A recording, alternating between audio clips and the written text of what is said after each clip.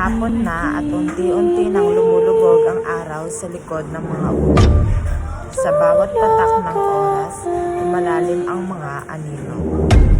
Tahimik ang paligid, masyadong tahimik.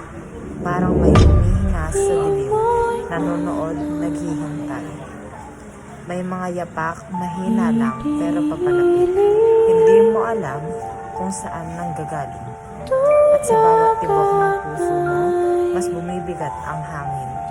May gumagalaw pero wala kang makitang tao. May aninong kumikilos sa gilid ng iyong paningin.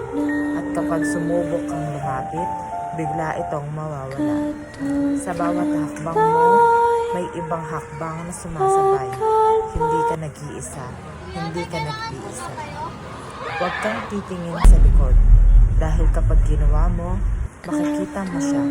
At kapag nakita mo siya, hindi ka na makakabalik. At sa pagyakap ng dilim, walang makakatakas. Wala. Ni isa. Hindi ako naligtas doon, pero ngayon nililigtas kita.